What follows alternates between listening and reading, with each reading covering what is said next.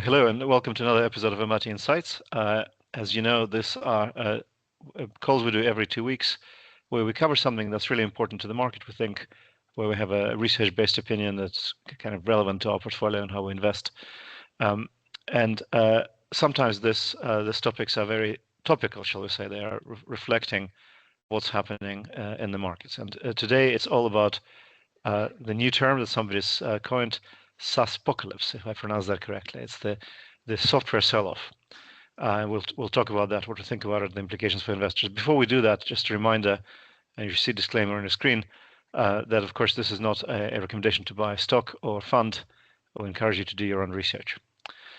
With that, just a quick level set, what's happening in the software sector. We have seen weakness in the space for the past 6 months, really, but the sell-off really accelerated in kind of late January, early February, the recent days and weeks. Just to give you a sense of what's happening, the ETF of US listed software stocks called IGV is down 20% year to date at the time when we speak, and it underperformed over the past 6 months. It underperformed semiconductors, which is another big tech sector, by almost 70%. This is a huge divergence of performance. It's worst sell-off in software sector in over a decade. And on some metrics, it's comparable with what's happening with dot-com crash in 2001, and which both Graeme and I had lived and worked through, so it's painful memories, and global financial crisis 2008. So people talk about capitulation, investors talk about just get me out of here at any price.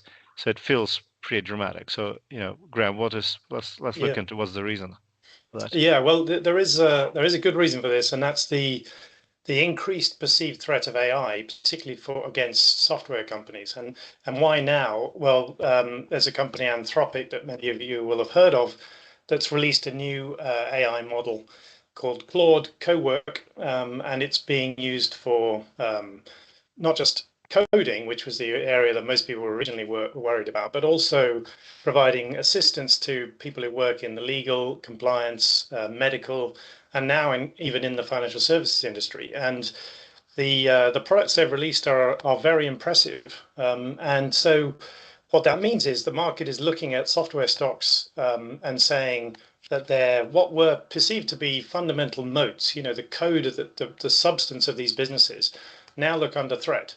And it's not just affecting software companies, it's affecting the companies that use these type of products. So you will have heard of companies like RELX or Wolters Kluwer, S&P Global, even some of the IT service companies like Accenture. They're all down heavily in the market as a result of this perceived risk. And we do think this risk is real. A lot of software packages that have made very good businesses over the last decade are really, we call them sort of skin on data. So in other words, they're really just a user interface on top of a pool of data. Think about, if you use a CRM, customer relationship management software, or an HR software application, those things in the future, a lot of what you do when you interact with that software can be done by AI. And so there is worry about those businesses being disintermediated.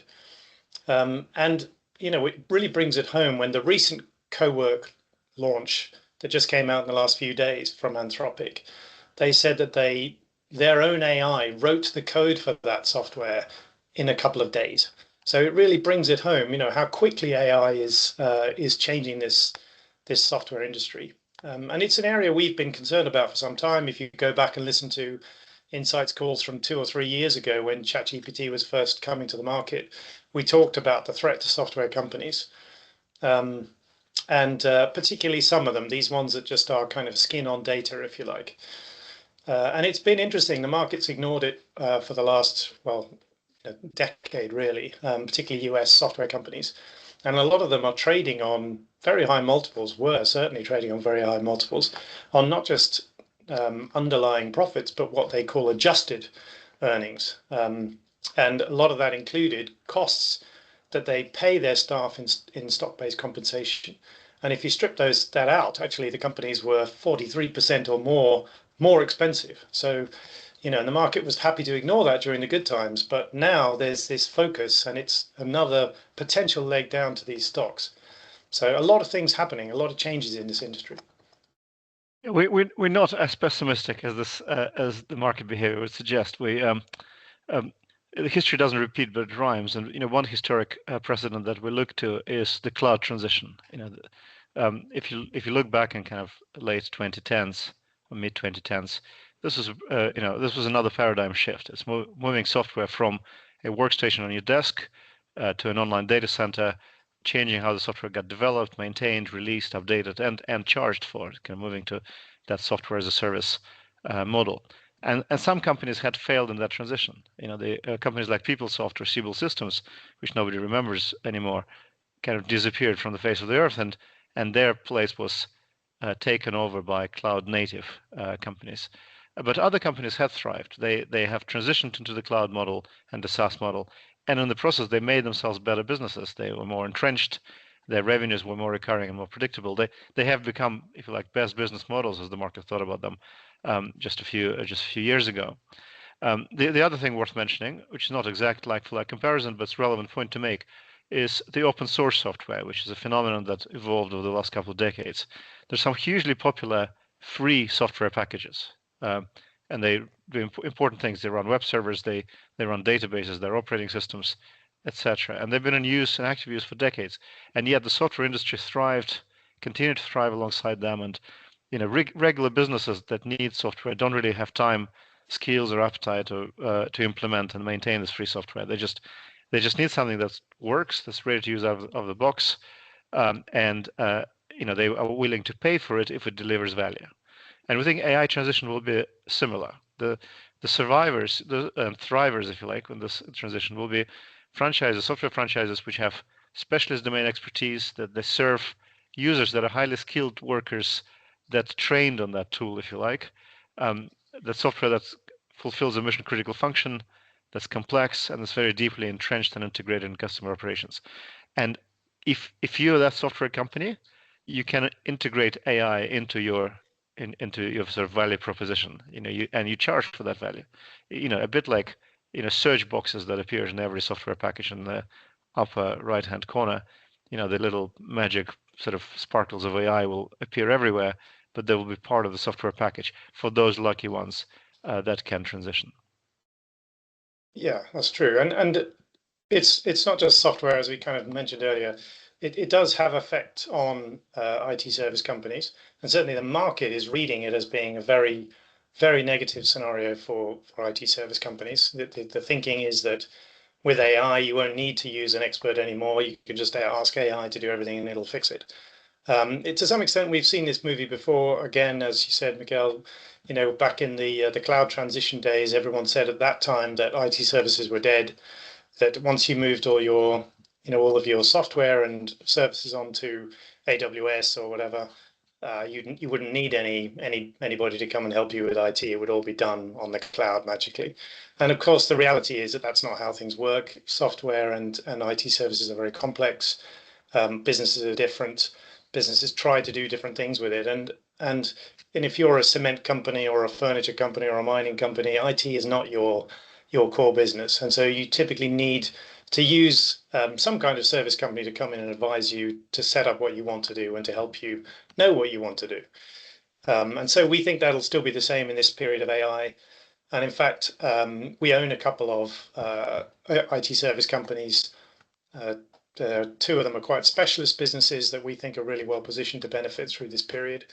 And having met one of them just recently for lunch, they talked about exactly this, how they're seeing a lot of pilot projects coming from their customers that are now starting to transition to bigger, real projects to affect the business now that companies are starting to come to terms with the benefits of AI and the power of it. And it's not just about taking cost out of their own business, it's about launching new products and services. And so, we're quite positive. We think there are pockets of AI, IT services that should do really well through this process.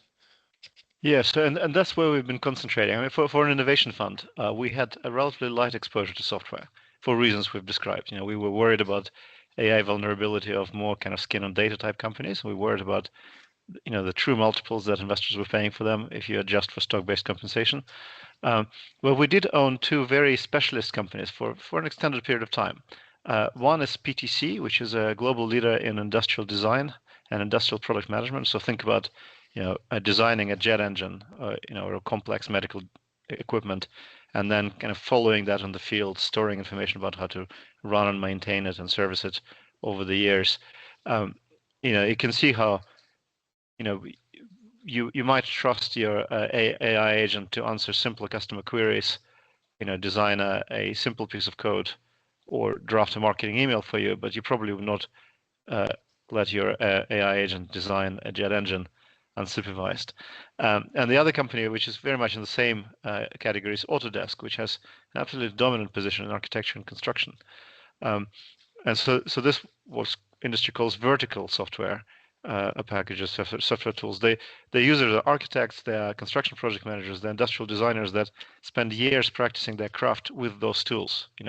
Switching costs are enormous. You have to basically retool yourself, following a career-long practice of doing one thing. It's like starting playing different musical instrument in some ways. So the barriers to switch are very high. And the incumbency, the back catalogs of designs, the technical documentation stored in this package is very high. And so we think the mission critical of what they do will serve them well in this AI transition, just like it did in cloud and SaaS transition. They negotiated that very well, and they become better. Now they have suffered in the recent sell-off. It was pretty indiscriminate, but I think they will do better than their more vulnerable peers. Yeah, and in fact, we've added another name to the portfolio to take advantage of this, in a similar vein to the two you mentioned. So Bencke Systems, which is a US listed company, but it's the leader by far in engineering design software for infrastructure and civil engineering. Think roads, bridges, that kind of thing, transmission lines. Fantastic business, still owned predominantly by the founders, and now become the entrenched kind of standard software for things like the Department of Transport in the US and and other big agencies. So these companies, as you said, Mikhail, they're very hard to unseat. They're not just the strength of their software, but the data they've accrued over years and years of of use in these quite specific functional areas that are very high risk and very highly regulated. And these companies are using, Bencke in particular, is using AI functionality to improve, their own products, and sort of adding generative design assistance to make the engineers that are using it more productive. And that's exactly what the companies that are using these products want to see. So, we are pretty positive about the long run. We think in the short term, the market is very concerned and is sort of throwing all the babies out with the bathwater, but will become a bit more discerning. And in terms of, where do we think the sort of short term for the market? Well, I was just at a trade show, big data and AI trade show in London, talking to companies, software companies and AI sort of startup businesses. And a lot of them are saying now that while things have been very difficult for the last couple of years because companies haven't been spending because of concerns about tariffs and high interest rates and all the things we know about in terms of sort of geopolitical issues, they're starting to see customers now say, we can't wait any longer. The benefits from these technologies are so significant. We need to get to market. And they're starting to see their competitors doing it, and that is pushing them. So we're hoping we should see a bit of an improvement in demand for these products, in the real world, in the real economy, as we go through this year. Yeah, so I mean, Bencke is a great example. This is the business we admired for a long time and thought is fantastically positioned. It has become, in the sell-off, it has become cheap enough for us to see it as good value, and so we got involved. It's probably bad taste for a fund manager to quote Warren Buffett, but many of our colleagues do. So we remember to be greedy when others are fearful, and there's definitely a lot of fear in the market in this particular space around software and IT services. And we're definitely following that advice, and we're being selectively greedy, if you like, for in the companies where we think they're fantastic franchises, well defended against perceived AI threat, and in fact likely to see AI as an incremental opportunity. So we've been busy last few days, and we probably will stay busy for the next couple of days. So with that, thank you very much for your interest, and we'll speak again in 2 weeks' time.